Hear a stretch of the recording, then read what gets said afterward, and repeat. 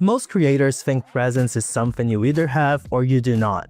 They're wrong. I'm sitting down with Scott Murray, content strategist and author of Undeniably Human Content, with 20 years of experience across broadcast media, podcasting, and on-camera coaching. He has helped brands and creators stop sounding like marketers and actually connecting with their audience. In the next hour, he's going to break down what makes someone magnetic on camera, how to stop killing your content with the wrong habits, and the framework he uses to make content that actually lands. Let's get into it. I usually ask our guests to introduce themselves, and for anyone meeting them for the first time, just like explain in one sentence what you do, or maybe like who you are. Just like give us a little bit of an overview of about you. My name is Scott Murray, and I combine 20 years of experience in content across media with an extensive study of communication to help people do all the things that we say we want to do today in content, which is humanize it, stand out, and make a connection with the person on the other side. That is my core focus, and I help people do that primarily through the three main areas, which I say is on mic, on camera, and on page. And that's been my focus. And that really, when I talk about the 20 years of experience side of things, when I went out on my own, I had to kind of market myself a little differently, because when you're trying to get hired at a company, you can say things like, oh, well, I can do all kinds of content depending on what you need. I can write it, produce it, and do all these things. And then when you go out on your own and you want to help people out, you can't say, well, I can do everything. So that's not really what people want to hear. Yeah. And it really doesn't help you because people, have really specific needs. So I had to figure out what was the number one thing that was consistently key to success every time I had it in my career. And it was always being relentlessly focused on the audience and what I needed to do from a content perspective that was going to help my company at that time stand out and then connect with that one person that's going to be reading something, hearing something, or seeing something. And really that came down to really kind of the principles we use every day with connecting people face to face. So it really is about content communication. So that's really what I focus on today. So you've been in like different areas of this industry from what you're saying. Like you've done broadcast media, digital content, coaching. Like what's the line for you that connects it all? It's making sure that when we're developing that content, we're spending more time in the development phase, thinking about the other side. As creatives, I learned this I shouldn't say I learned it quickly. I did eventually learn that I had to be careful because there's times as creatives or as content creators, we get either focused on what we think is a cool idea or a good idea, or maybe there's some sort of old marketing formula we're using that we think is correct, and we're not thinking about what our audience is experiencing and how that might impact what we're about to make, because at the end of the day, we're not creating that content for ourselves, we're creating it for our audience. So I have found that spending more time thinking about the audience and less about what we're trying to get out of it sometimes is really beneficial, and it makes the whole process more two-way than one-way. What's the moment like for you that you realized that presence, for example, was like a measurable advantage and not just a soft skill to have? I think it's because a lot of times you can tell in the content. I mean, what's interesting about content a lot of times is, and we find now with AI that people are already doing this sort of thing. I mean, think about what people are doing with AI right now. They're not even sometimes paying attention to the content as much as they are the signal, you made this with AI. And a lot of times what that means is they're interpreting that to mean, well, you were too lazy to put any effort into this. You just threw this out there because you think I'd fall for it. So that's my opinion. And I didn't even watch the content to generate that opinion. So a lot of times when we're doing content and we're focused on these processes that aren't really involving the other side and involving something that is, a little more, I hate to use this word, I apologize, authentic, because it's a buzzword. But it is big, because a lot of times when we're following these formulas we get stuck in, or we're too focused on what we're doing, it comes through in the content, and people look for that. Yeah, because AI, if you think about it, it's just a collection of data, but like the human creativity is a completely different thing that we need to bring into this. So whenever I talk to people about content creation, I don't think AI is a threat. And if you think AI is a threat, I don't feel like you're doing like the right type of content, right? Like when you're watching like a creator, and you can tell that they're good, but they're not really connecting with their audience. What are the first one or two tells? What do you do about this? If we're talking about video, although when we talk about like podcasting, it can cross over a little bit. A lot of times, if we're watching it, they're usually probably following a script we've all heard before. So it's clear they're not even talking their own language. They've just seen what other people do, and now they're doing their version of it. So there's already something that's not standing out to the viewer. The other thing that gets really challenging, and I think more people that are doing video content need to work on this, is trying to make it so polished and perfect in what they say that they script everything. And I mean everything. And it's like, next thing you know, instead of me looking at the camera and talking to that one person, they're at times doing this and they're reading, and then they're up here again and they're down here, or literally maybe I've seen videos where they're down here the whole time. And there's got to be more ways to maybe rehearse what you want to say a little bit and not script everything, but do a little more of an extemporaneous thing, because we actually live in a day and age where people are looking for less polish, and AI plays a role in that. So we can be a little more of ourselves, just be a little more prepared and organized in what we say, where we're not having to constantly look down and sound like reading. That's the other thing. Especially for me, I noticed like I started doing interviews now, and I don't want it to be like an interrogation. I want you to feel like I'm actually listening to what you're saying and we're having a nice conversation. And I feel like that's what people want to see. So whenever like I get into calls, like I always keep that in my mind. Like I need to make sure I'm not just asking questions. This is not just like a job interview or anything like that. This is like a natural conversation where people can get value from. Yeah. And one other thing that I find interesting is that a lot of people, they think they're confident in front of the camera, but that doesn't really translate well. For you, like what most people get wrong about confidence on camera? Well, I mean, I think sometimes people overthink how good they have to be. You know, I worked with someone just recently on their on-air presence, and it was so fascinating. I mean, it's a perfect case study, right? So we're obviously talking like you and I are. And he was telling me all these big name personalities that he wanted to emulate. And I had to just kind of call time out on that for a second and say, okay, it's good to have people you look up to, but here's the thing, you have unique qualities on camera that they don't have. And, you know, you don't want to go out there and try to be like them when you have so much to bring to the table yourself. And that's what people are looking for. And what would be kind of interesting is when we got really into the coaching side of things and he started trying to work on how he would describe what he wanted to talk about on camera, he was amazing. But all it took was at that point in time, he was comfortable talking to me. So he just had to get comfortable who was on the other side of the camera. And then when he started to just explain things like he would to anybody, he actually had a really good on-air presence. He didn't give himself enough credit, but he knew the topic and the subject matter so well that once he allowed himself to really start talking about it the way he would as if he were face-to-face with me, it just so happens we're on a camera. I mean, he was a natural. So really at that point in time, we're talking about fine-tuning something. So the important thing is just, you know, if you can talk to somebody and you're comfortable talking with somebody, I mean, you're already ahead of the game, really. It's just a matter of being able to visualize that person in front of you instead of thinking, oh, I got to be confident in front of the camera is a kind of a game changer. But you have to kind of see it happen. For someone like that, what would you say is that makes the biggest difference in how trustworthy they feel on screen? Like what can they do to make like a difference, even if it's just like a tiny little thing that they could change? If you're a content creator and editing is eating your week, pay attention. VidPros is a professional video editing service built exclusively for creators.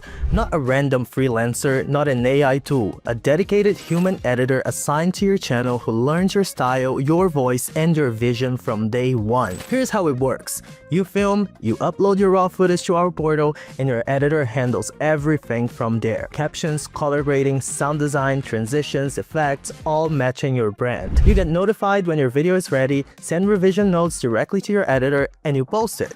Clean, simple, and repeatable every week. The results speak for themselves. Our creators go from 4 videos a month to over 17. We have helped channels grow from 100,000 to 600,000 subscribers, with some seeing a 200% increase in uploads. Pricing is simple. Start with a $100 trial for 1 full week. You choose 10 short-form videos or 1 long-form video, professionally edited with fast turnaround. After your trial, the full service is $1,000 a month. Dedicated editor, unlimited revisions, direct communication, and consistent delivery every week. Go to vidpros.com and start your $100 trial today. Stop editing, start growing. Well, I think, first off, practice. There's a lot of thought leadership out there regarding video, and I'm sure you guys have talked about this too.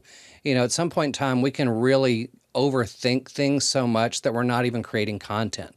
And if we're not creating content, we can't watch it and go, I could have done this a little better. So my next video, I'm going to do less of this, or, I repeated that phrase 16 times. Like for me, I do that. I've caught myself many times. We all have little phrases we say all the time. And being on the producer side of things, I catch even myself, and I'm like, man, I say the phrase, what's interesting is, a lot. So I have to make sure that I don't say that 6 times in one video. So you just really have to get out there and start kind of fine tuning what you want. And that really goes a long way. And it's amazing sometimes.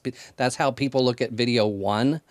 And then when they do video 25, they'll look at the 2 and they'll go, wow, what a difference it made for me just to get out there and start recording, because 25 looks different from 1. Yeah. No, human retention is something that is always in the back of our minds here in this podcast. And like for you, when you talk about the human side of retention, what do you mean in like practical terms? Well, again, this is where the self-awareness comes in. This is where we're thinking about the other side. We all have our own reactions to content. We don't always think about that when we're developing our content. I always make the joke that it's almost like the TV series Severed. Our mindset at work and our mindset at home are separate. So what we end up doing sometimes is we'll create content and that if we were on the other side, we'd never engage with because we're so focused on different things when we're creating it. So I think about some of the things that keep your attention and don't keep your attention when you're watching video. Is it the fact that it stays on one static shot for too long and it doesn't cut away to anything? Is it because they look like they're reading? Is it because all these different things that can create, a moment of disengagement that could play a big role in things as far as how long people are paying attention. So we're not only talking about organizing your thoughts and organizing the presentation, but if you're thinking about going more than about 5, 6, 7, 8 minutes, you probably should have something else happening on screen or cutting away to something, because newscasts have been doing that for years. They have to have things to cut away to because they know they're going to lose the viewer. So it's the same principle. And I do think, I'll sometimes be looking for something on YouTube, and if I'm looking for an answer and I see one answer that took 12 minutes to give me the answer and another video that takes 6 or another video that takes 2, I'm going to go for the shortest one more often than not, because I may be asking, why would it take 12 minutes to answer this one thing I want to know? Yeah. No, it's interesting because you actually pretty much answered my following question, and I just want to do like a follow-up on it, because my question was, is it possible to be highly edited and still feel human? And where is the line? So where would you say is the line? When I think about my work in podcasting, the thing that used to always kind of make me a little nuts was the idea that editing is taking out ums and uhs, and that's what editing is. And the thing is one of the things that's helped me as a podcaster is I know when I get on a roll, maybe it's a conversation like I'm having with you, or maybe it's a time where I'm just kind of doing a commentary. I can go back and listen to it and edit myself. I know when I veered off a little bit and go, okay, the listener's not going to care about that. I'll take that out, and then put it together where it's a more concise thing. It's very much like when you come out of a movie theater and you say, well, that movie could have been about 25 minutes shorter than what it was. And it's because, the thing is, they say the editor or the film director fell too much in love with his own work or her own work that they didn't do enough editing. I think just being able to find those moments where you can keep things moving and kind of know where you might have veered off, and just think of viewer value, audience value. I mean, gosh, when I first took my first classes in broadcast media, broadcast journalism, the word jump cut was some of the worst things you could possibly do, but now it's acceptable. So you have these really nice ways to kind of, don't overdo it where it feels like you're, cutting things up too much.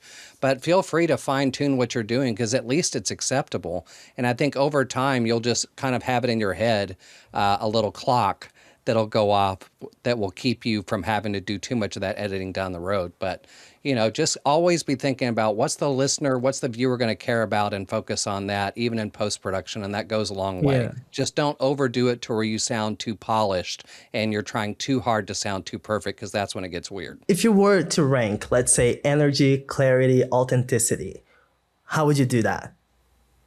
I would, wow, okay. Can we do 1 and 1A?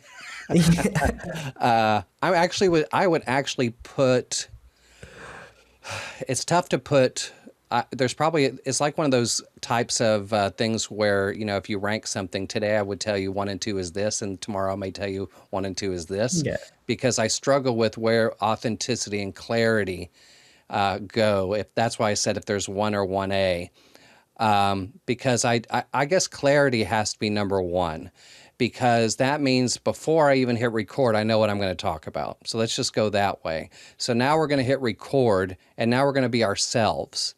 And as far as energy is concerned, to me, I mean, yeah, you don't want to make it look like you just woke up in the morning, but, and you can always fine tune how that comes across. But at the end of the day, you still have to be yourself, especially if you're creating video content for your business, because the last thing you want is to have this high energy personality on camera, and then you have a client or a prospect reach out to you and suddenly it's not the same person they saw on camera. So you definitely want to be yourself. So that authenticity is important, and wherever that authenticity is probably going to dictate where the energy is. I actually struggle with that myself. I always think like, how corporate should I be in front of the cameras? Is that really me? And I try to be as informal as I can, because I feel like that's what people connect with the most. So it is a question that I've always had in the back of my mind that you just answered. So thank you so much for Oh, that. you're welcome. I'll tell you, I watched a video the other day where this woman was talking about how she almost quit YouTube. And she was somebody who was doing everything, like structuring everything perfectly. She was scripting things, hair done a whole bit, and was trying to be as polished and professional as she was. And she was struggling to get anywhere on YouTube. And it wasn't until she finally started to just talk to the camera. And she said it was like her best friend, instead of like, I'm trying to talk to this audience who might be interested in my business. It was more like her best friend, because she knows her best friend isn't going to fall for some, pitch or something like that. But she also got real comfortable just talking like herself. And there was a guy who was doing the interview at the time who said the fact that she took a moment to actually push her hair back was something that appealed to him, because he knew if she was trying to be too perfect, she wouldn't do that. There was just something about feeling like they were hanging out like in a living room discussing this. There was a game changer to her channel and to her content. And I think that's pretty good advice. If you can kind of visualize just a person you're talking to, like you're having a conversation, it goes a long way, and it takes some of that pressure off. And apparently, that's the type of thing people are looking for. I actually think, to your point, and you're talking about struggling with it, when we start focusing so hard on that, that puts a lot of pressure on us to make sure we're doing probably too many things right, and then we're hurting our video. So it's nice not to have some of that pressure.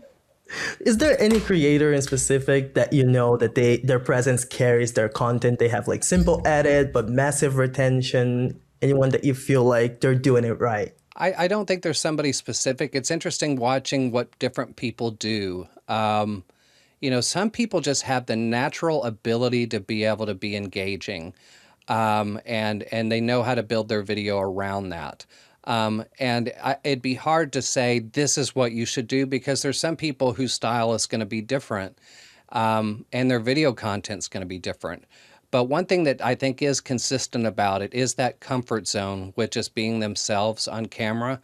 and then just obviously finding some ways to stand out. Because what I think can be problematic with people who don't necessarily have just that natural ability to just flip on a camera and be engaging, just nothing more than you, is really hard.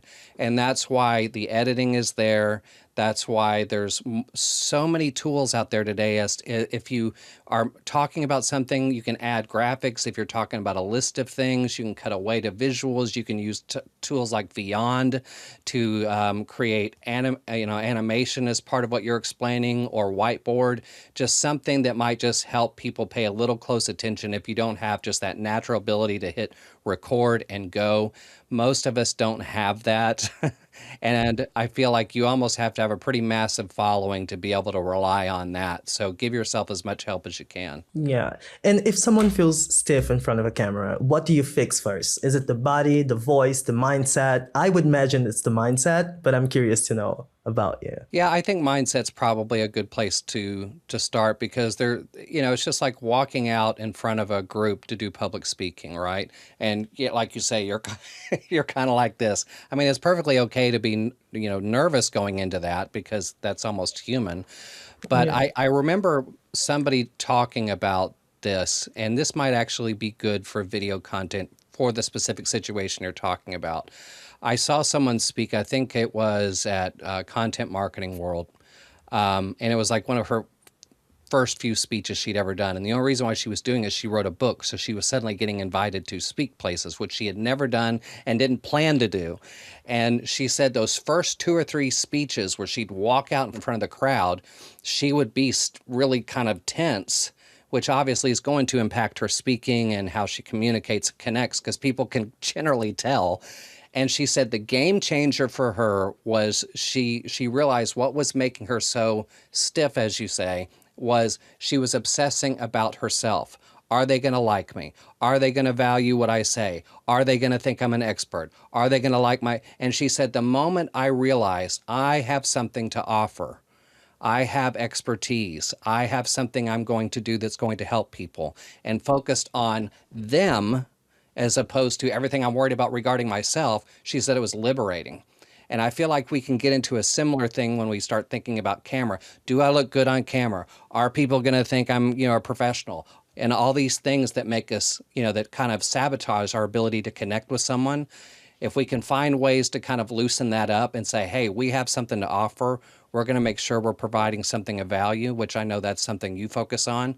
It can go a long way, and it too, I think, can be liberating, because it's a lot of just stuff we obsess over ourselves when we focus on why we're gonna help somebody and how we're going to do it. That helps across content, even beyond video. What do you listen for in someone's voice that signals that uncertainty or low authority? Is there any specific thing that you notice it's a pattern? I think what I listen to most of the time is just how natural somebody is speaking, especially since, again, and when I talk about this, I look at this as a human behavior issue, not so much like a creator issue.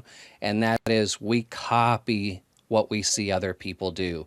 I mean, think about how many times we see things, thumbnails on YouTube that look like everybody else, or intros that look like everybody else, and they say it like everybody else. And sometimes that's usually not even how somebody talks or how they would open a conversation. So sometimes I think what I look for is if someone's really trying to be different in any way, and if they sound like they're actually talking, or if it does sound like I'm copying off of things I've seen other people do, or I just sound really, really, really scripted.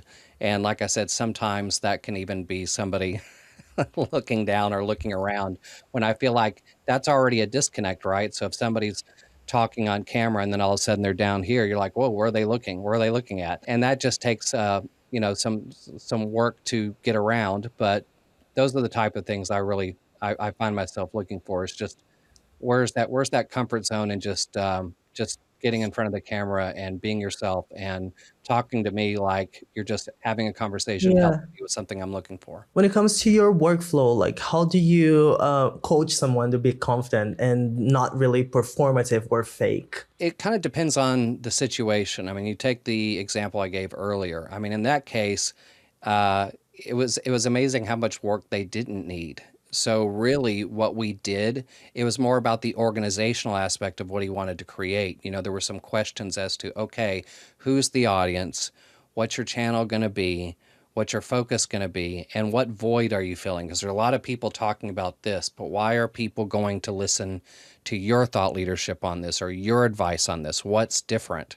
And a lot of what came from him was personal experience and getting him to feel comfortable talking about that. So what we ended up doing was we just had some trial runs. He wanted to do 2 or 3 different variations, video content where we would record it and he could see it, but we weren't going to publish it and then we could talk about it. So that's one of the things we did. One time it was just him talking to the camera. The other time he wanted to be interviewed, kind of like we're doing. And since I've done that for a very long time, I just said, okay, well, what do you want to talk about? I developed the questions and we just watched how he did. And again, what was interesting about it was, he had a natural ability to do it. He just thought he had to be this other thing. And it was really great to be able to watch what he did and say, see, look at that. What you're doing there is great. It's perfect. It's you. And once he realized he already had kind of the skill set, there was very little we had to do, but it was good that we were both there to identify it. But also, when it comes to that, delivery is really important. So, what's your approach to fixing like a monotone delivery? It kind of depends. I'm not a huge fan of broadcast diction. And what do I mean by broadcast diction? If everybody wondering what broadcast diction is, I mean, the reason why I use that is because that's what we were told when I took broadcast journalism. And if you watch any local news program, it's that, delivery where they're talking like this and they're saying things with over enunciated words. Yes. And there's people who will do video content and they think they got to do that. Please. Most YouTubers are doing that. Yeah. I'm not a fan of that at all. It's so unnatural. I mean, there's even people who do sports broadcasting, and it's so over the top during a game. You're like, just tell me what's happening. This is too much. Yeah. I see people doing that on TikTok, which is supposed to be a very natural, flowy type of social media platform. So that's something that I've always had in the back of my mind, but I didn't know how to put into words, and I feel like you put it out there, but I do agree with that completely. It goes back to something we've already touched on, because I saw this in the early days of podcasting. I've been podcasting since 2011. So what would end up happening is, and this still happens, because I've seen actually people on Reddit talk about this very thing like you and I are. It goes back to that whole thing that we've seen and heard these other examples, and then we think, okay, that's how I need to sound. So they look at video and podcast as broadcasting, which is a little counterproductive, because both of those media, you should only be focusing on the one person who's watching or the one person who's listening. That's why you see all these videos where people say, hey guys, really, you should be talking to that one person. And on a podcast, you should be talking to that one person. Yes. So what happened was, in those early days of podcasting, a lot of those people grew up listening to morning radio and, the wacky morning crew in the morning. And so they thought, oh, well, we'll just hit record and we'll just talk about how we ate pizza last night and dozed off and did all these things. Meanwhile, the audience is waiting for you to get to the topic. But they started that way because in their mind, well, that's how radio sounds. That's how we're going to record our podcast. Same thing with video. Well, I see these broadcasters. In fact, that's what, that client I told you about, he had these broadcasters that he wanted to come on and be like as he's talking. And we're like, no, talk like a human. People like that. Yeah. What's your take on scripts or bullet points? Because I feel like they could actually hurt your content in a way. I do like sounding a bit natural, but at the same time, I do feel like sometimes it's necessary to have some sort of like bullet points to guide you through it. What would you recommend for different personality types? I mean, I think there's multiple ways to go. I've actually on occasion used, it's been a while since I've used it, but I had an app for a while that allowed me to read prompter. And I was comfortable doing that because I've done that before. But I was able to run it from my computer and then beam it to a tablet and put it right above my camera. So that way, when I read it, I'm not down here, I'm not over here, I'm actually looking more here. Now, Descript came out with a really nice tool that if you're reading right about here called eye contact, in which the AI will move your eyes up to the camera, even if you're reading it down here. Yeah. But you have to make sure it's in the vicinity. You're not like over here. It's not going to move your you're not going to move your eyes if you're way down here or here. Yeah. So with that in mind, a lot of it just kind of depends. If you're going to use scripting and you're going to go all the way through it, the most critical thing I think is teaching yourself how to read that without sounding like you're reading, which is kind of a challenge, but it can be done. I mean, now with AI, you can teach AI, this is how I talk. I want to turn this into a script, but I want it to sound like how I talk. Could you take this stiff script and turn it more into like how I talk? You could probably pull something like that off to help you talk more naturally and not so much scripted per se. Then there are those who can do what I would just say is extemporaneous style. It's all bullet points. You've got your bullet points in front of you. And really going into this anyway, you should already have memorized what you're going to talk about. As long as you have what you want to say memorized, you don't have to memorize a script. But I've Yeah. also had circumstances like in podcasting where I'll do a little bit of both. I have sections that I do want to be very specific about what I say. So I have parts of the script that are just bullet pointed, and then I have parts that are going into something where I want to be really precise because I want to keep things moving. So you can do a mixture of both as well, especially if you're going to do like just an audio podcast. But if you're doing video, just maybe don't make the whole thing scripted. And if you do, if you practice that stuff after a while, you might realize after doing a little bit of both, what's better for you. And next thing you know, you might be doing all extemporaneous at one point and be very comfortable with it. When it comes like to interviews, what's the difference for you between a good interview and one that actually creates curiosity loops naturally? And what would you say is like the most common interview mistake that kills energy or depth? Whoa, man, that's a whole podcast by itself. And It can be.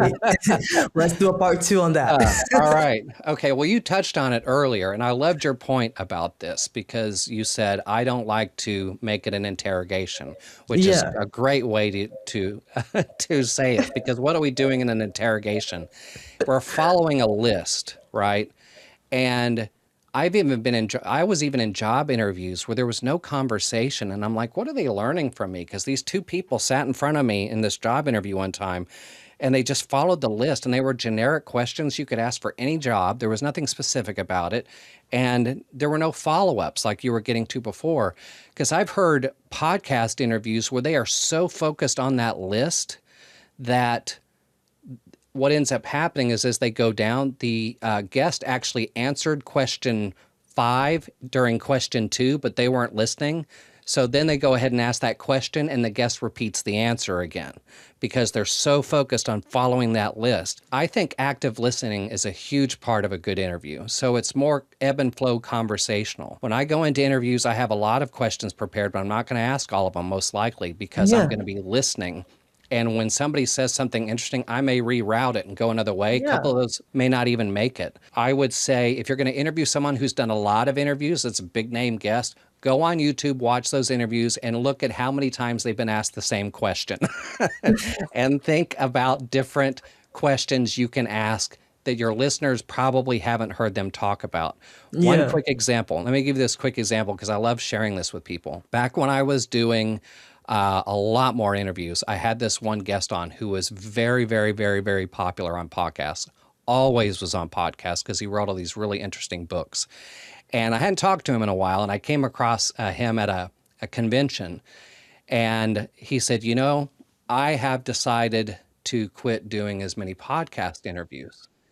And I said, okay, so what's driving that? And he said, I'm just tired of the same question. He said, you know what? He said, here's what I would really love to happen one day. And this just goes to show you how nuance can really make a huge difference. He said, just once, he said, I wish instead of always making the first question be, how did you get started? Because he said, I hear that all the time. It's always, how did you get started? He said, just once, just once, I would love someone to say, why did you get started? Just One word. And if you think about it, his how and why are going to be very different answers. Yes. The problem is he gets asked that so much. It's like, it's just a triggered answer. He's not even talking anymore. It's just, the same thing. But if someone said, why did you get started? That's what the guest likes, because now they're not going to that answer, memory bank because they've been asked so many times. Now they're having whoa, okay, wait a minute, I'm going to have to think about this. And they like that. And honestly, as an interviewer, one of the best things a guest can say to you is, that's a good question. Because that's telling you thought something out, and I haven't had to, really answer this a whole lot of times, if ever. And that's a good sign. No, and it's very interesting because what's happening right now is an example of what you just said, because you pretty much answered my next couple of questions in Sorry, one question. I And I'm talk too like, much, in that other words. makes a lot of sense. Because, in a way, I wanted to know how we can fix this active listening part for a host in a podcast if you were to teach someone. And also, a question that I had just after that was, what are the few question types that you rely on to get real stories? And I feel like why is a great one, like you said. Yeah, I mean, okay, so tell me your first question again. How, let me rephrase it because it might Sure. have been confusing, but how do you teach like active listening in a way that shows up on camera for a podcast host, for example? Well, I mean, really, it's really just breaking out of relying on the list to drive the conversation. I think, if we just have to be a little more inquisitive. And in a lot of ways, this really goes back to thinking about our audience because, look, I mean, we're interviewers, but we've also been on the other side, haven't we? And we have found ourselves on occasion going, really wish they would have asked this. I wish they would have asked this, or I would have liked to have known more about that. And if we can have a little bit of that in our heads as we're talking, then maybe we can trigger some of those follow-up questions that if we were a listener, we might really want to know, because Yeah. odds are there's other listeners that are also really going to want to know that question. And we give ourselves room to ask that when we aren't so over-reliant on the list, and getting to that third, fourth, fifth, sixth, seventh question. Because like I said, I have no problem moving around my list depending on how that Yeah. conversation goes. And if I don't get to a couple, it's not going to hurt the interview. I mean, when we look at the bigger picture, it's going to be a good interview regardless, and it's going to feel more like a conversation because those questions weren't necessarily planned. On the other end of things, how would you say you recover when an answer is flat? When the guest is not really giving you much? Well, you just got to go and moving on. That's really, I mean, the thing is you can learn from that. I've had a couple of instances back when I was interviewing actors from TV and film where you can sometimes make an assumption that you think they're going to have this personality because they play these kind of, fun characters on screen. And then you find out in real life, they're really professional and focused and to the point. So you try to tell a joke and they're like, no. Go, all right, well, moving on. So that's why it's kind of nice to have post-production and not do some of those interviews live, so you can take that part out. But That is yeah, helpful, yeah.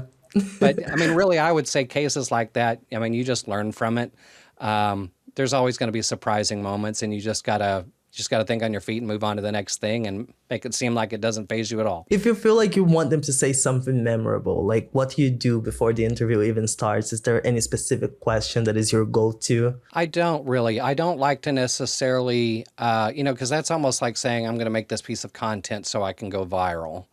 I mean, there's not really a formula for it. I think that the preparation for your interview is going to help you do that. I mean, because when I prep for an interview, I mean, there's always going to be obvious questions. When I was doing more pop culture interviews, I feel like the thing that I would see the most mistakes take place is how many times like amateur interviews would always have questions that started with the phrase, what was it like?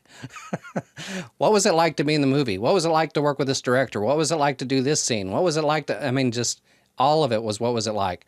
But if I could think of like deeper questions, if I said, they did this one thing, or they've written this book, or they focused on this, what was it about this situation that made them say, I need to address this problem? Or what's a story you can tell, or this has actually worked? The other thing you can do too is if these your guest has anything online that shows anything about their history, their work history, their background, ask something about that, because it may tie something in that creates a whole new type of questions, and maybe even put what they're talking about into a whole nother perspective, because you learn kind of where all this came from and some aspects of their background. I mean, Yeah. I've asked questions like that and learned that someone was a survivor of Chernobyl one time, and how that influenced what they were doing. I wouldn't have known that question had I not dug Yeah. around a little bit. Or they have other hobbies that play a role that they never get to talk about. And you ask about it in the interview and they light up, and suddenly this whole other thing happens. So preparation goes a long way. And you said earlier about like getting away from marketing speak. Like, is there anything specific that you notice that is a pattern in that like sort of speech? Like, is there anything that you delete from most brand scripts today when it When comes you to you that? mean for like video? Yes. I think when we start thinking like marketers and promoters, our language changes immediately. We say things like we don't wouldn't say if we were in front of somebody. That's really the key, because I'll look at even content on video that's more branded, or even just copy, and they're written by a specific person, and I just go, excuse me, they'll say something, and I'll go, gosh, if this person were standing in front of their prospect at a conference, they wouldn't say it like that. And why wouldn't they say it like that? Well, because they know standing in front of them, it would sound weird. That the other person would be like, why are they talking like this? And so if we can have the same self-awareness about that when we create video, our language is going to take care of it, because honestly, that is one of the ways that AI writes when we rely on it all by itself. Write this. It will write that generic marketing speak, It sounds with like a all the sales pitch, buzzwords in right? there. Yeah, because we filled the internet with that stuff. So that's what it Yeah, goes and gets. that's true. Also, like one thing that is really big is clickbait. And like, how do you create surprise without drifting into clickbait? We have to be honest about the surprise. There's nothing worse than video content that says, shock, or, you know, this is going on and this thing happened. And you're like, oh, what happened? You click on it and nothing happened. I mean, that's good for that moment, but after a while, people pick up on it. Yeah, They realize, okay, I'm not gonna, to use an '80s movie reference, I'm not gonna fall for the banana in the tailpipe. Again, you know, it's just not. It's just not a good way to build trust, because our brain gets kind of ticked off by that and says, I'm not going to fall for it again. Unfortunately, this is why we can't have nice things, because there might be somebody over here that made a video and said, you're not going to believe what happened. But then the brain goes, oh no, we're not falling, we're not falling for this. So we have to think of better ways to lure people in if our surprise yeah, is genuine, because the language that everybody else uses, well, first off, we become desensitized to it. But if we've been yeah. bit by those who use that language and don't fall through, we've got to come up with something else so people know that ours is actually going to be something of value. I feel like it's all about rewarding that serotonin that we just helped them release in a way. I see it in that way. One thing that I really want to talk about is your stamp framework, because your book uses stamp. Like, walk me through each letter quickly, and for each one, give us a real example, some that someone can actually apply today. It's so funny how Stamp came about. This kind of goes back to what we were talking about earlier, when I decided to go out on my own and I had to figure out, okay, I need to figure out the one thing that I bring that's going to help content. It can't be just, you know, digital marketing or content creation consultant. What am I solving? And my two things that I focus on is standing out, and then making that really powerful, meaningful connection with the person on the other side. And that achieves everything that we all say we want to achieve, especially brands. I mean, that's so funny today. We see everybody talk about wanting to be more human, building relationships, building trust. We can't do that and rely on old content marketing philosophies back in the day when everybody was a captive audience and they didn't have choices and all that stuff. So I had to develop something that would kind of give people a framework to maybe think through if they wanted to start infusing a whole nother set of things in their content to humanize it and make that connection. So, stamp. First thing is self awareness. We talked a little bit about this. Stopping and saying, why am I creating this content? Is it because I'm trying to check mark a box at work? You know, we got out 3 blogs today. We're trying to do this. Why am I doing it? You know, and why is it being written this way? Am I defaulting to old marketing speak? Am I defaulting to old marketing things? Am I repeating the same thing I've been doing with content 4 years ago? Have I not snapped out of it and tried anything new? And what is my audience is experiencing? What are they going to think? Thinking a little more about them. So we're taking a moment to think about where's our starting point so we're not going to default to something that might hurt us before the content even gets out. The T is two-way communication. During the days of marketing in the 80s and 90s, Brafton called that the marketing era. The reason they did that was because they said, kind of what I was just saying, the audience was captive. They were in front of their TVs or in front of their radios. They could blast one-way communication out, and that was the goal. The only thing you really hope for is people saw it, and maybe they'll give you a call, their 1-800 number, or go to their store and buy. Digital media changed changed all that. So now the consumers and the audience are in control. They can ignore this, they can ignore that, they can choose to go here, they can choose to go here. So now we have to do more. And Brafton calls our current marketing era the relationship era. So if we're focused on building a relationship, that has to be two-way. We have to create opportunities for there to be response from the other side, like on social media, or at the very least, we've got to be thinking about them in everything we do, because there's no relationship in any part of our lives that's going to be built with one person doing the talking and one person only benefiting. The third thing is adaptability. That is kind of more of a company culture thing. You know, if you're still approaching blogs today like you did in 2010, that's a problem. You've got to be able to evolve with the times, and the times have definitely changed. But I still see a lot of strategies today that mirror what I saw in 2010. M is meaningful language. We talked about that. It's getting away from marketing language and starting to talk to people more like humans through content. Forrester did a study on this back in 2018 and 2019 because they saw that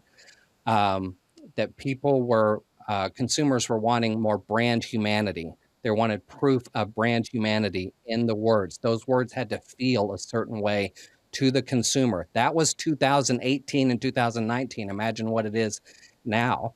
The example I like to use is from The Truman Show. If you've ever seen The Truman Show, where Truman basically has that scene where he's just at wit's end. He's wondering what's going on. And what does Meryl do? She turns around and goes, well, how about I make you some cocoa? And she does this whole ad. It's a perfect example because Jim Carrey is basically today's consumer needing something, Yes. needing and saying, I need help. And then the brand is Meryl, who instead of talking to him like a human and solving his problem is like, why don't I show you this cocoa? And let me tell you why it's great. And he's like, who are you talking to? So we've got to start talking more like Jim and less like Meryl, or like Truman and Meryl. Yes. And finally, P is predictive intelligence. So we're doing more to think about why our audience is going to react positively or negatively to our content. What are they going through out there? We were talking a little bit about this earlier, that if our audience is bombarded by the same scripts, the same visuals, the same styles, and then we're about to create something that's just the 930th version of this to hit the internet that day, we have to stop and think, we could probably predict they're probably not going to pay much attention because it looks like things they see every day.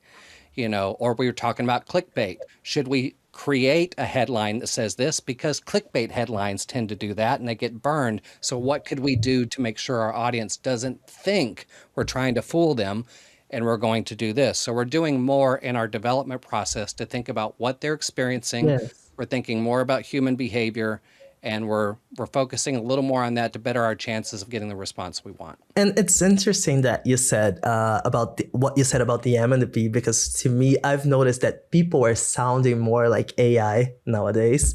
So for you, like, are there things or patterns that you notice that sounds like AI, even though it wasn't made by AI, that people are just like gravitating towards? Well, in some cases, it's hard to say things that might have been AI that weren't AI. I mean, like in a blog, I'll I'll tell you this. This is kind of interesting. Um, One of the things I was doing when I first started my business is I was still doing freelance content work. So I would still go and help somebody write blogs or do videos or do social. And I was doing some work for this company. It was working out great. I mean, they were happy with everything. I was writing blogs and, I take a very methodical, very audience focused approach to blogs. But then out of the clear blue, they said, we don't need this anymore. And I didn't really know why. A few days later, I went to their blog page and I kid you not, at least four straight blogs started with the phrase, in an ever changing world, in an ever changing world, in an ever changing technological world. I now knew what happened. They didn't have to tell me. They're having AI write every single blog, and they're so focused on getting that churned out, they don't realize how obvious the AI is. I watched a video the other day, and someone was reading, and they used the word landscape, or unlock, discover, these words that AI loves that most people don't say. Leverage. Yeah. Yes. Yes. So it's like they're reading an AI script. So yeah, you gotta watch some of those. It's usually buzzwords and phrases like that that are so common. And the irony is you could actually use AI and say, what are some of the most common phrases people are tired of hearing or they feel is generic or overused? And it'll give you a list and you could probably guess what most of them are. Yeah. Now, changing a little bit of the subject, what should people know about undeniably human content before they buy it, and who is it for? Because for people who don't know it, it's your book, Undeniably Human Content. Let us know a little bit more about it. Sure. It's really anybody who's involved in content. I mean, it's mainly for businesses. Maybe you're a business and you're not only the guy that or the lady or the guy who runs the business, but you're also responsible for everything, and you're trying to create content to build your thought leadership or build your brand. And you're saying, what can I do up front? What's a process I can use up front to create content that has a good chance of standing out and connecting with someone day one? Or maybe this content isn't working for my business, and now I want to figure out a way to evolve it to be more human and more connective. It's basically giving you a foundation, because what I will tell you about the book is I didn't waste any time. I didn't have to get into all these other elements. I literally go through each step. The book's like 175 pages long.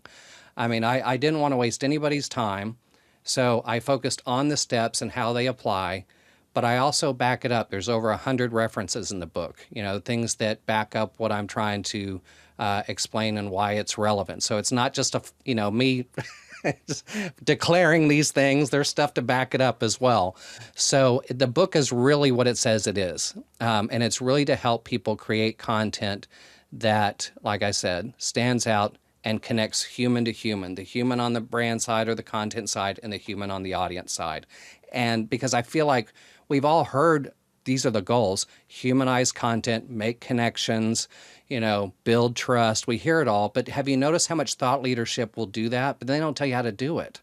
They don't give you like any kind of process or framework. And that's why I ended up doing it. I feel like we should be doing it, but I felt like it was time for somebody to give at least a framework for making it at least have a chance of working and following a process that they could implement that has worked for me in my career. Is there like a specific chapter that you'd tell like skeptical creator to just start first? No, because I think it depends on the situation. I will say that it's possible you may have self-awareness down, which is really where it starts. It might be the reason you're getting the book. You're already self-aware enough to know I need to change my processes. you know. So now you're trying to figure out, how do I create that two-way communication element? Maybe you don't need adaptability as much because you're already trying to evolve. But the two-way communication thing and then meaningful language and predictive intelligence can be huge, because those are the things about the communication element of the content, and then really what we're doing more to make sure that we have a better chance of connecting with the other side, because we've probably got our side down if we're in that self-awareness phase and we're past it. So maybe you're somebody who's already knows they need to evolve, and you're already a lot more aware that you need to change. So now we're focused on the communication and the audience aspect of it. And if someone wants your help right now, if they're watching this, what are the main ways that you can help them? I'm pretty active on LinkedIn. I also have my website, which is Scott Murray, Murray, online.com. Those are probably the main ways, but I have my email is scott@scottmurrayonline.com as well. But I'm very active on LinkedIn. If I get message on LinkedIn or connection on LinkedIn, I'm pretty responsive there. So that's my primary social media platform, and I'm there pretty much every day. Awesome. That's really great to know. I'm pretty sure you can help a lot of people with presence coaching, podcast strategy, or whatever they need. And honestly, this conversation was so good for me because I've learned so much from you, and that's actually going to help me a lot with future content. So thank you so much for doing this. Thank you so much for saying yes. And if there's anything that you'd like to promote, please let us know right now. I'm pretty sure you want to promote your book. Yeah, I mean, it's right there. If people are interested, it's right there. It's on Amazon. I actually did everything for it. The only other book I had done was I did a collaborative effort with Mark Schaefer and 31 other people a year before, where we all did a chapter of a book. It's called The Most Amazing Marketing Book Ever, because 32 people were involved in it. But this was my first one that I did on my own, and I wanted to make sure that I did it right. So I taught myself how to publish on Amazon. But I also not only had it do the ebook, but I also recorded the entire audiobook as well. So that way I got to figure out how to do it. And it is an interesting process to figure out how you do the physical publishing and the audio publishing, but it was worth it. So no matter how you like to consume books, it's all there. Yeah. Put all the work in. I'll actually give it a listen because I do love an audiobook, and I like when the author do it themselves. Me too. Me too. And there's some people, this is not necessarily me, but there's some people I've listened to that probably have never done a book before. And I've listened to it and I'm just like, man, I could listen to this person read the dictionary. It just got that voice, Yeah. I'm ADD, as I probably demonstrated today.